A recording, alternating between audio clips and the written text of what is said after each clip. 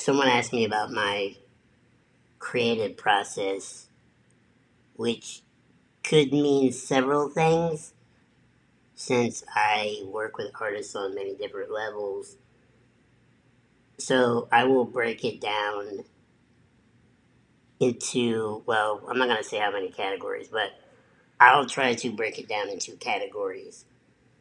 If I'm working with an artist that I'm just making beats for, say, as in the modern definition of beats, or producing, I should say, I will obviously get to know the artist. Always get to know the artist. The creative, the thing is, people make beats. They just make beats. It's like, what? I like to make beats for that artist. When people contact me now and they say, do you have beats on your hard drive? No, I do not have beats on my hard drive. I used to do that, but nowadays I rather cater each beat or instrumental or whatever you want to call it, a track. You know, I just think it's a little weird. I mean, I still make stuff just randomly and it'll sit around and maybe somebody will want to hear it, but I don't just stockpile beats. I like to make tracks for a purpose, which allows me that to me is more inspiring than just making things. If I know where it's going to go or who it's for, then there's some vision, some purpose behind it. So, say an artist comes to me, say they're a rap artist, and they say, "Well, I'm looking for beats. Here's my style."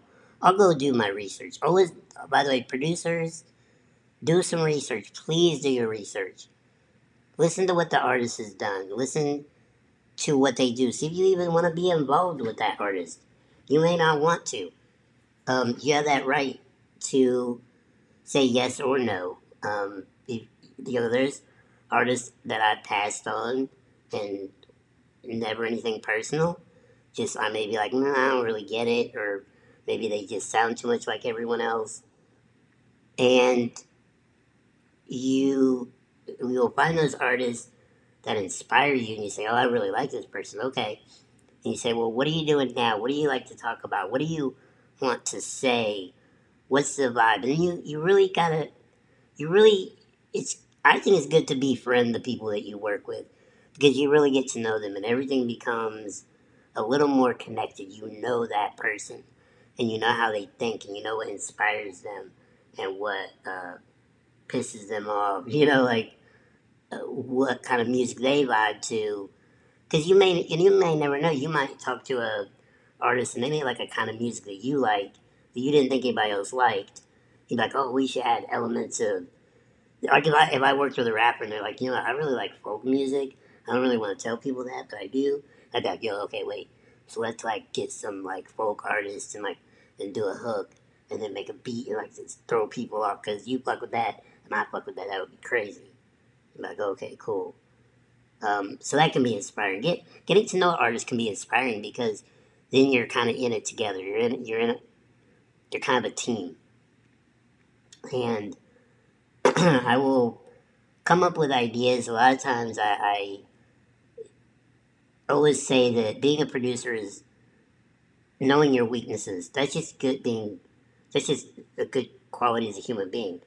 Know your weaknesses. I know what I'm not good at, so I don't waste time in certain areas. And a lot of times, I like to collaborate with musicians. I'm not that possessive. If I can work with somebody that can, just hammer out ideas, I can run with ideas. That's my strength. I can run with ideas. Coming up with ideas from scratch, not so much. I've had my fair share of brilliant moments, of beats I've come up with, and even when I was younger, I was super creative. And I think the older I get, I think I'm a little more picky about quality, and I like collaborating more. And because and you never know what ideas are gonna hit, and what ideas aren't. So be creative as much as you feel like being creative, coming up with ideas. It doesn't hurt to stockpile ideas. You may come back to, but don't overthink ideas. I've worked with artists. I'll give you two different examples, and I won't name the artist because I guess it's not necessary. But I've worked with artists that produce their own music, and I've seen people take a year to make a beat. A year. And it never was quite right to me. I thought it's just this thing. I'm like, if you just let somebody else take the wheel and make this a thing, you have something dope. But they overcomplicated it, and then it just, I think, ruins the song. On the other hand, I've had songs, I had a 4-bar loop once, and an artist heard it, I think on accident. And he was like, let me write to that. I'm like, you gotta be kidding. And he did, and the shit ends up in a movie. And not only that, but it was on the commercial for the movie. It was like 12, 13 years ago. And I was like, it was the weird, like, I would have never thought. Like, so you never know what ideas you're gonna have. So, creative process wise, you want to get, like, super specific. Creative process wise, if I'm collaborating with someone, well, now we use Ableton, but in the beginning, I used Pro Tools for everything, pre-production, beat making, whatever, recording, editing, mixing. Then I started using Logic. I liked the MIDI workflow in Logic a lot better. It was easier when I was traveling a lot. You didn't have to have an interface, and all my VSTs would work in Logic. I thought Logic sounded better. So I'd make all my pre-production stuff in Logic, and then export the stems, put it in Pro Tools, edit, mix, all that stuff. A friend of mine, Patrick, got me into Ableton about 8 months ago. I'm sold on it. I think it's really a blend of Pro Tools and Logic kind of put together. I still do pre-production in Ableton and export it to Pro Tools for mixing and all that. So here's a process. I'll take you through a process for a song that I recently worked on for K Vizo. We'll take the song Garden, for example. It's his single that we put out a couple months ago. Another producer, Jimmy Samaj, had this idea, and it was basically a 8-bar loop or 16-bar loop, and Vizo sent it to me. I manage Vizo and also producing his new record. And he hits me with this idea. I was like, he's got Dante Clay on the hook singing, and I was like, man, this has such a cool summer vibe. Like, this is so cool. But the beat was, meh. And it sounded like, if I would have sent out a 16-bar loop. We do it all the time, and let the artist get a vibe for it, send it back, then you tweak it and just back and forth till you have something. So I said, man, okay, let me take this and run with it. Everybody was cool with it. So I took the sections I liked, took out the things I didn't like. I replaced the drums. I talked to Patrick, and I said, I need your bass and guitar skills and whatever skills you have to throw down on this. I threw drums on it, like I said. Vizo recut his vocals. Dante recut his vocals. And we had this, like, super insane song. So this was, a little bit of back and forth. But as a producer, the job is to get the best quality at the end. It's QC. You're basically quality control as a producer. And did I make all the elements in the beat? Nope. But this is a team kind of game. And, you can't, I don't know. I just don't, I feel like if you have the right people in place, everything goes smoothly and it sounds great. And even with that song, I did the pre-production, everything got put together in Ableton. I export everything to Pro Tools. Vizo and Dante cut vocals at Vizo Studio. They sent the tracks to me. Shout out to Leek, the engineer. And then we put it all together. I did all the edits.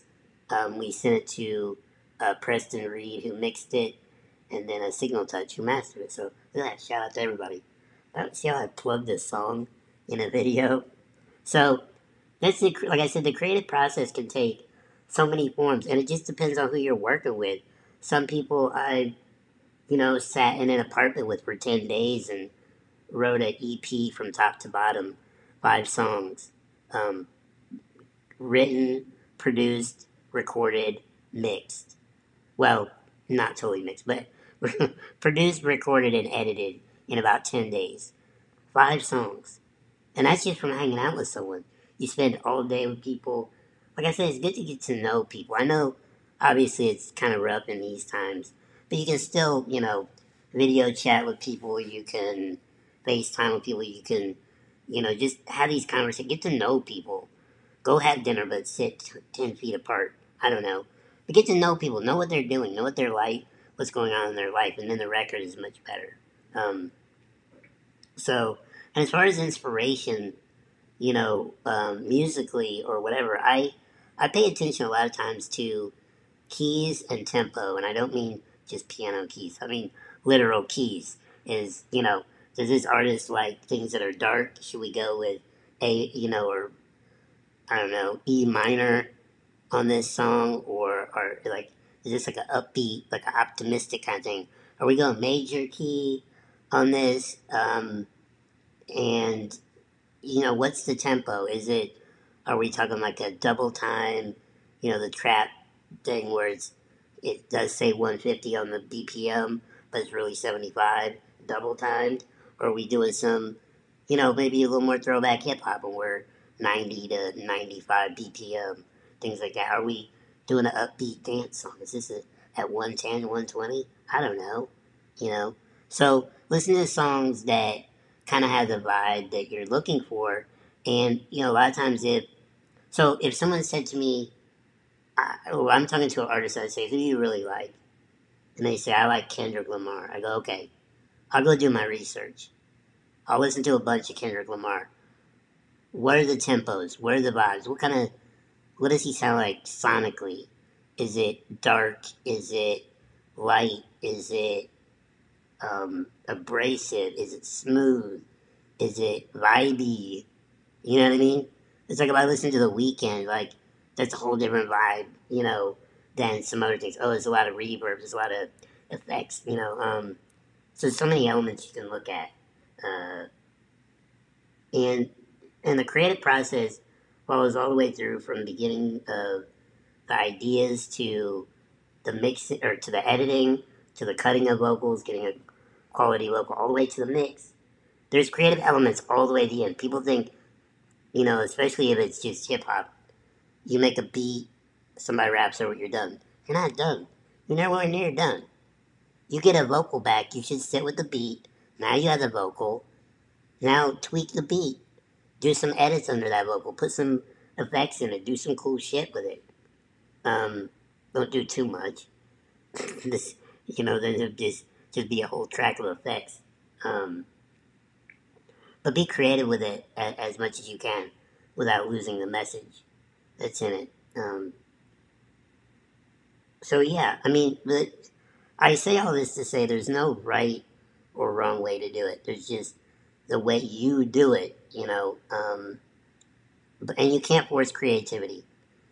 If you're not feeling it, you're not feeling it.